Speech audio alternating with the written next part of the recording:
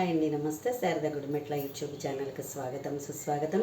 ఈరోజు నేను గోరుచిక్కుడుకాయ పాటోళీ కూర ఎలా తయారు చేసుకోవాలో చూపిస్తానండి. దీనికి కావాల్సిన ఏంటంటే గోరుచిక్కుడుకాయలు. అవి ఒక్కొక్క సీజన్లోనే దొరికితే మనకి ఇయర్ అంతా కూడా దొరకవు. సో గోరుచిక్కుడుకాయలు కొనుక్కుని మనం చక్కగా ఇలాంటి చిన్న చిన్న ముక్కలుగా తరుక్కోవాలి. వీటిల్ని తరుక్కుని ఉడకబెట్టేసుకోవాలి. వీటిల్ని దీనికి కావాల్సినవి ఏంటంటే మెయిన్గా మనకి శనగపప్పు, లేదంటే శనగలు ఉంటే శనగలు కూడా మీరు నానబెట్టుకుని వాటిని కూడా చేసుకోవచ్చు. లేదంటే మనం శనగలు మన దగ్గర లేవు అనుకున్నప్పుడు మనం ఇలా శనగపప్పు నానబెట్టేసుకుని పొద్దుటే మనం ఈ కూర చేసుకోవాలనుకుంటే ఒక 2 hours ముందర శనగపప్పుని ఇలా నానబెట్టేసుకోవాలండి. నానబెట్టేసుకున్నప్పుడు దీన్ని మనం గ్రైండ్ చేసేసుకుందాం.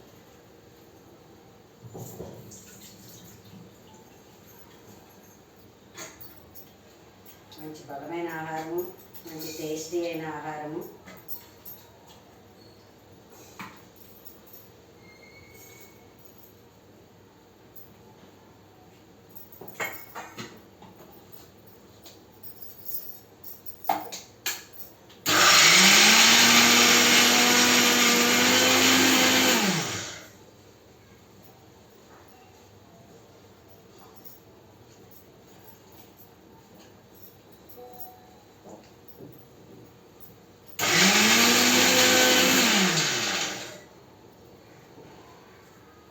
మెత్తగా రుబ్బేసుకోవాలి మనం.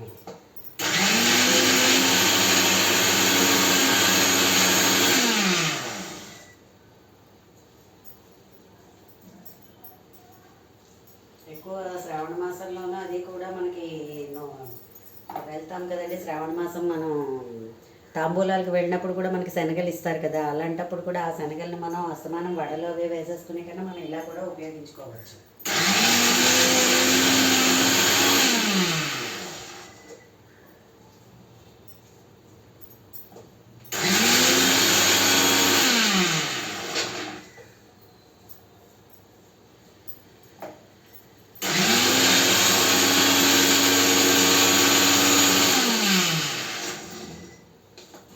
ఇదంతా కూడా మనం చక్కగా ఇలాగా మరీ మెత్తగా కాకుండా కచ్చా పిచ్చాగా మనం ఇలాగా రుబ్బేసుకోవాలి. ఓకేనా?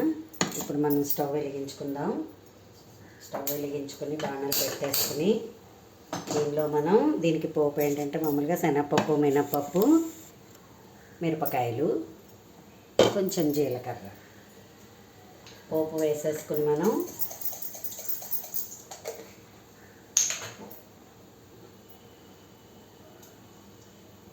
ఆయిల్ ఎక్కువ పడుతుందండి దీనికి.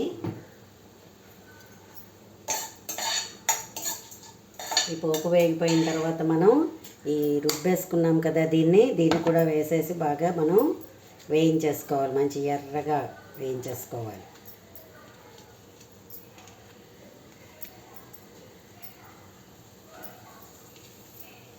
శనగపప్పు, మినప్పప్పు, మిరపకాయలు, జీలకర్ర, ఆవాలు దీనికి. అండ్ దీంట్లో ఇంకా ఏంటంటే మనం పచ్చిమిరపకాయలు, అల్లం, కరివేపాకు. ఇలా పచ్చిమిరపకాయలు, అల్లం, కరివేపాకు ఇది కూడా మనం ఈ పోపులో వేసేసుకోవాలి.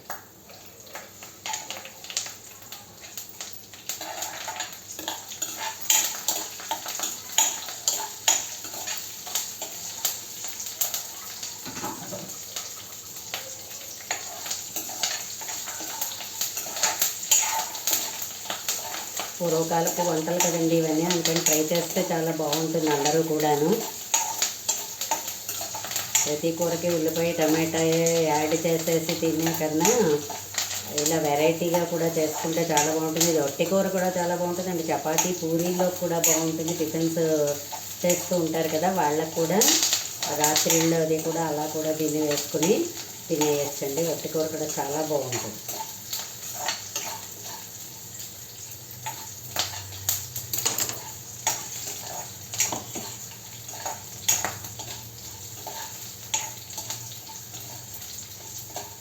గోరుచిక్కుడుకాయ కొబ్బరిలో వేసుకోవచ్చు, గోరుచిక్కుడుకాయ పెసరపప్పులో వేసుకోవచ్చు, గోరుచిక్కుడుకాయ పాటోళీ కూర చేసుకోవచ్చు. ఇంకా యాజ్ యూజువల్ టమాటా, ఉల్లిపాయ మగ్గించి పోపు వేసి అందులో కూడా వీటిల్ని వేసుకుని అదో కూర చేసుకోవచ్చు. ఇంచుమించుగా ఒక కూరని 5 types చేసుకోవచ్చు మనం.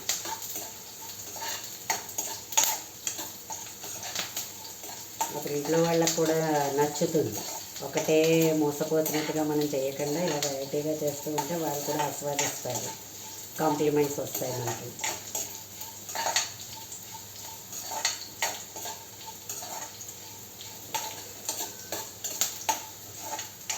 ఓకే, పోపు వేగిపోయింది. ఇప్పుడు దీంట్లో మనం ఇది వేసేసుకుందాం.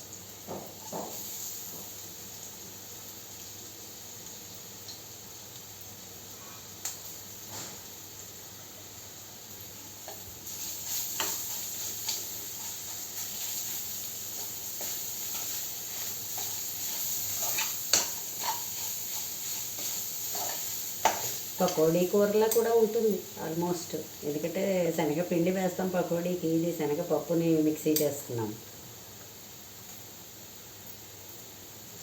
ఓకే, దీనికి యాడెడ్ ఇంటూ సాల్ట్,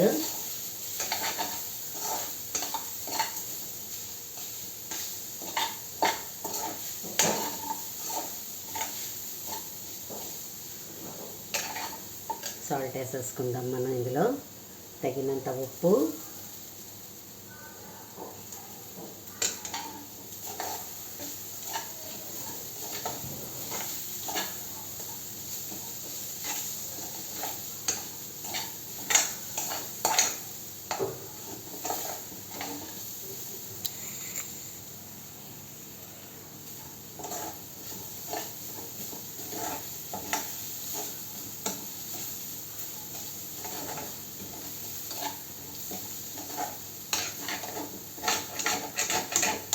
పూర్వం చేసేవారు అనుకుంటే ఏంటంటే మంచి విటమిన్ ఫుడ్ లాగా, వెరైటీగా, శరీరానికి బలం ఇలాగ తయారు చేసేవారు వంటలు కూడాను.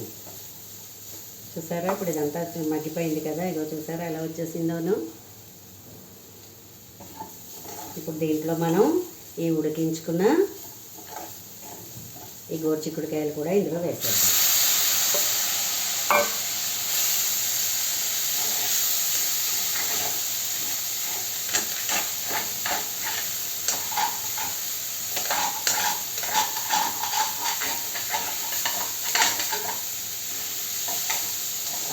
గుమగుమలాడే గోరుచిక్కుడుకాయ కూర రెడీ.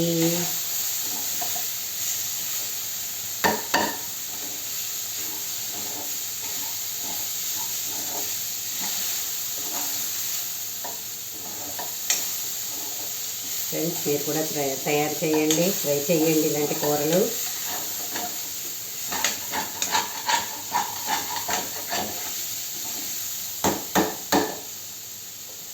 ఓకేనా, స్టవ్ కట్టేద్దాం.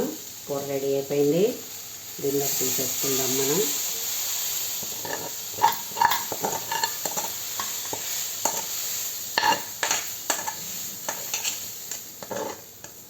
ఎస్పెషల్లీ మా అమ్మ ఈ కూరలో చాలా స్పెషలిస్ట్ అండి, ఆవిడ చాలా బాగా చేస్తుంది. చూసారా, గోరుచిక్కుడుకాయ పాటోళీ కూర రెడీ టు ఈట్. సో మీరు కూడా ట్రై చేయండి. నా వీడియో కనుక మీకు నచ్చినట్లయితే లైక్ చేయండి, సబ్స్క్రైబ్ చేయండి, మరిన్ని వీడియోస్ కోసం బెల్ ఐకాన్ని క్లిక్ చేయండి. నన్ను ఇంతవరకు ప్రోత్సహిస్తున్నందుకు మీ అందరికీ కూడా ప్రత్యేక ధన్యవాదాలు మరీ తెలియజేస్తున్నాను. కొంతమంది ఫ్యాన్ ఫాలోయింగ్స్ ఉంటున్నారు, వాళ్ళు ఫోన్స్ చేస్తుంటే కూడా నాకు చాలా హ్యాపీ ఫీలింగ్ అనమాట. ఓకే అనేసి అందుకని కూడా ఇంకా బాగా చెయ్యాలి మనం వీడియో అని నా సాయశక్తిలో ట్రై చేస్తున్నాను. ఇంకేగో మైక్ ఒకటి కొనుక్కోవాలి, అప్పుడైతే పక్కలు ఉండే సౌండ్ రావు, నాది సౌండ్ కూడా తక్కువ అంటున్నారు. సో అది కూడా ఇప్పుడు అందుకనే వాల్యూమ్ పెంచుకుంటున్నాను నేను కూడాను. ఓకేనా, ధన్యవాదాలు.